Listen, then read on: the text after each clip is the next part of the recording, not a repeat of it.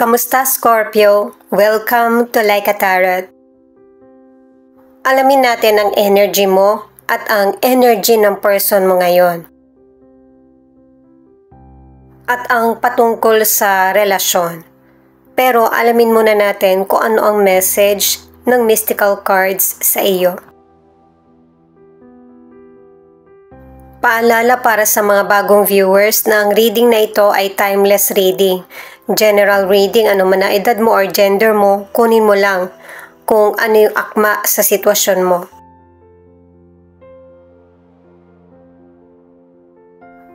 Ibig sabihin ng mga cards na ito ay bigyan mo rin ng pagpapahalaga ang katawan mo.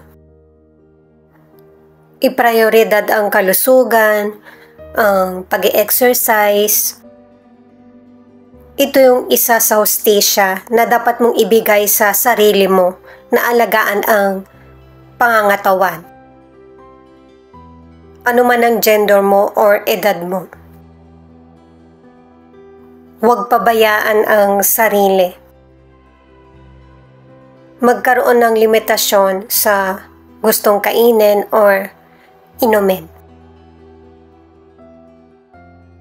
At saka nga pala guys, ikaw na ang magpalit kung si person mo ba ito or ikaw. At ito ang start ng 1 week reading mo. Alamin muna natin ang energy mo.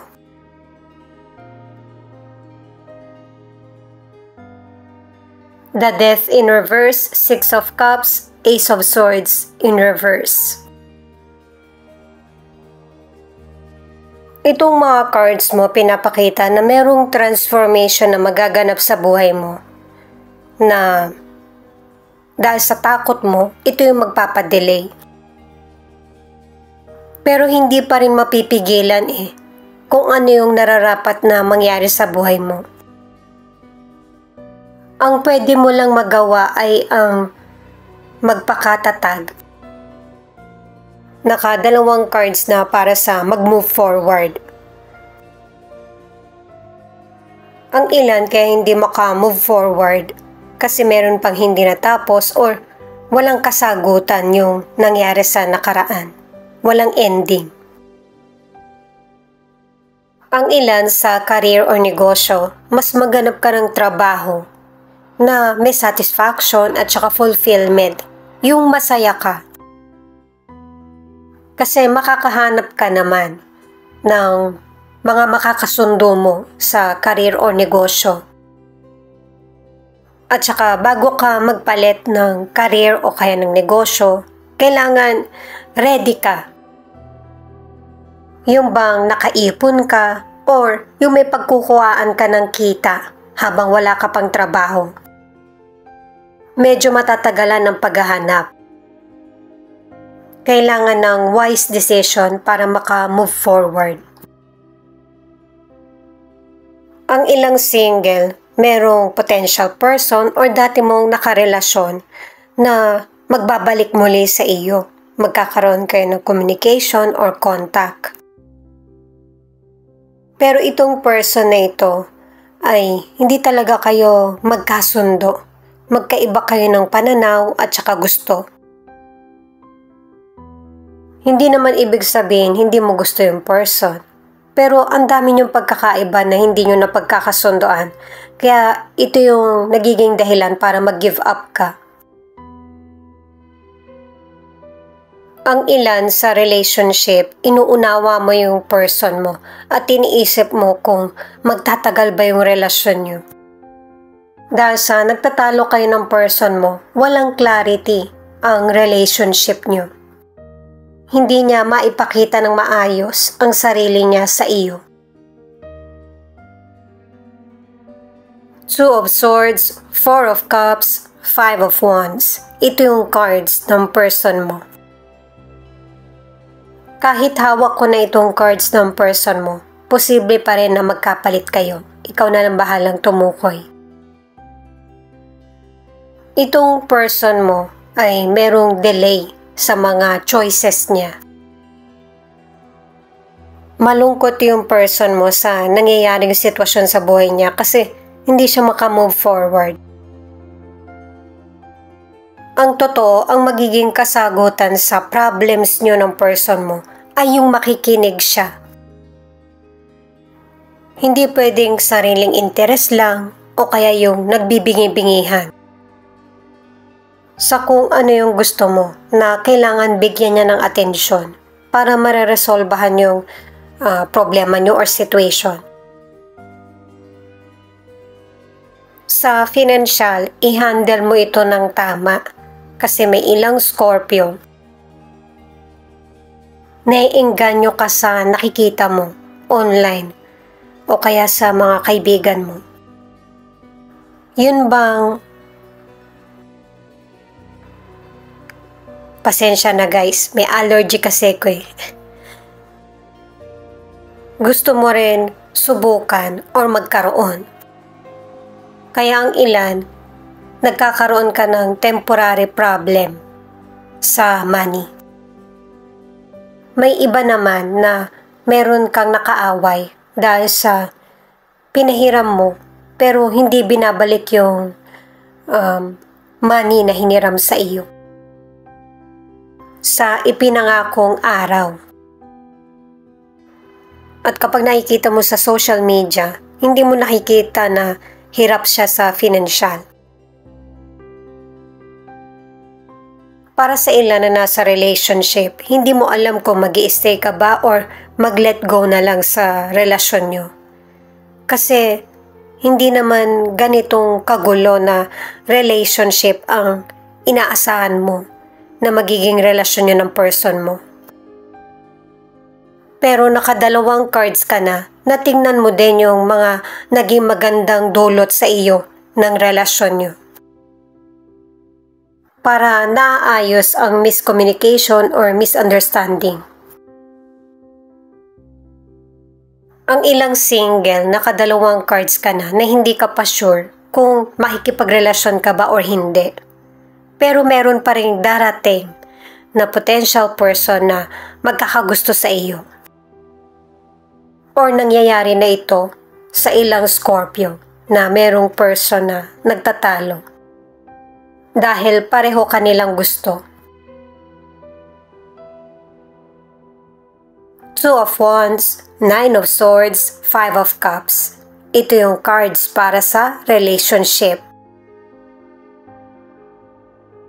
Ang nararamdaman na takot, hadlang, o kaya anxiety ay mga temporary problems lang.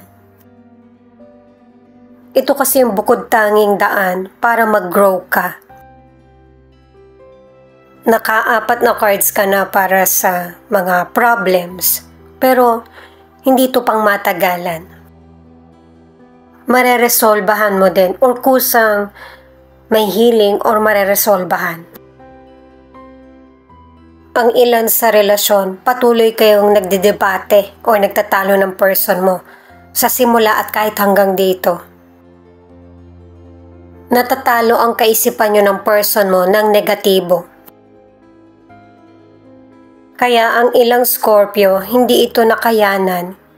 Nagkahiwalay kayo ng person mo or biglaan na lang na parang quits na lang yung ganun ba na sitwasyon. Nangyari ito nang hindi nyo pinag-uusapan kung ano yung totoong feelings nyo. Kaya pareho kayong naapektuhan ng person mo sa nangyari sa nakaraan.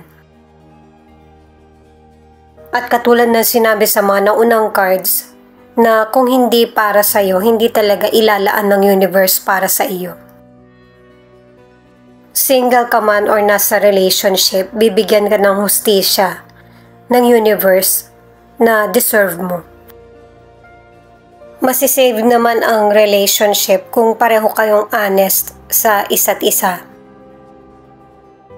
Yung may give and take sa situation at saka pakikinig.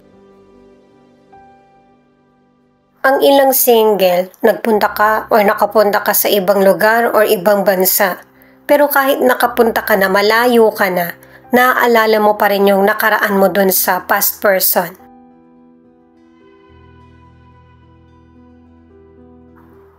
Itong final card na Four of Pentacles,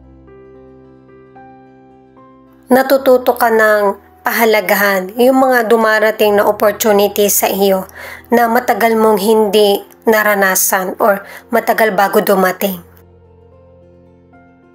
Nagsisave ka na ng money, ang iba nag-i-invest ka. Meron na ring boundaries sa love at saka sa kapwa-tao mo. May ilang Scorpio na pinipili mo kung ano yung dapat mo lang i-share. Ang ilang single kaya hindi mo makalimutan yung past person. Pwedeng dahil sa nagkaroon kayo ng issue sa financial or meron kayong differences or meron siyang nasabi na tumatak sa isip mo or sa puso mo. Ang ilan sa kalusugan para magkaroon ng improvement yung health mo, meron kang mga pagpipilian na treatment. At saka ang ilang Scorpio, mas maigi na mag-isip ka ng healthier way na para maiwasan mo na yung stress at saka anxiety or sobrang pag-iisip. Walang problema kung unti-unti mong gawin ito na magkaroon ng healing. Kasi yung inaakala mong konti lang or small steps ay big steps na rin para sa iyo. Hindi naman kasi sa lahat ng sitwasyon ay kailangan ng biglaan. Nasa proseso ang healing. Ito naman yung feelings ng person mo na pwede rin ipakita kung ano yung feelings mo kasi connected kayo sa isa't isa. Ikaw na lang bahalang tumukoy. Ikaw at ang person mo nasa healing stage pa lang kayo. Kung pinapakitaan ka niya ng tapang or ini-ignore ka niya, nasasaktan din yung person mo sa nangyari sa inyo. Pareho na kayong unti-unti na naibabalik na yung tiwala sa sarili at saka sa kapwa dahil sa nangyaring problema or sitwasyon na pareho kayong nahirapan. Dahil nga sa hindi ka maalis sa isip ng person mo, pareho kayong hindi maka-move on, single ka man or nasa relationship, magbabalik itong person na ito at gusto niya na magkaayos kayo muli or magkaroon ng clarity kung ano yung patutunguhan ng hindi magandang ending na naging relasyon nyo.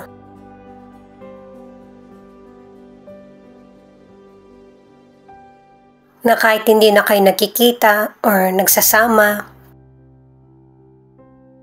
nung nagkalayo kayo, dun mas nalaman ng person mo or maybe ikaw yung importansya nyo sa isa't isa at yung kahalagahan ng relasyon nyo. Maaari na nagkaroon na ng karelasyon ang isa sa inyo or pareho kayo. Doon nyo na nakikita yung cause and effect ng mga naging desisyon nyo sa nakaraan. Nagkaroon ng realization or comparison. At saka may mga nasabi sa iyo yung person mo or maybe ikaw na hindi naman talaga yun yung gusto mong iparating. Yung nagawang pagkakamali, ikaw din yung nasaktan, bumalik sa iyo. Meron kayong nakaraan na buhay na hindi nyo natapos yung relasyon nyo. At kahit hanggang ngayon na nabuhay kayo muli, hindi nyo pa rin natapos or naisaayos. At kapag na-reincarnate kayo muli ng person mo, gantong sitwasyon muli. Kasi kailangan may natatapos or naisasaayos. Yun yung kailangan yung isaayos ng person mo kaya nabuhay kayo muli. Maaari na may ilang Scorpio na magkabalikan kayo ng person mo at ang iba naman ay magkaroon na ng maayos na pag-uusap. Cancer, Gemini, Taurus. Ito yung ilan sa 12 zodiac sign na nangunguna sa reading na ito. Thank you nga pala sa mga nag-like, share, comment, and subscribe. Ingat po kayo palagi saan man kayo naroon. Pakiclick na rin ang notification bell para updated ka sa Laika Tarot readings. Ito naman yung mga letra na posibleng andito yung letra ng pangalan ng person mo or letra ng pangalan mo. I, C, E, K, M, G, O, Y, U, X, T, B, F, S, W.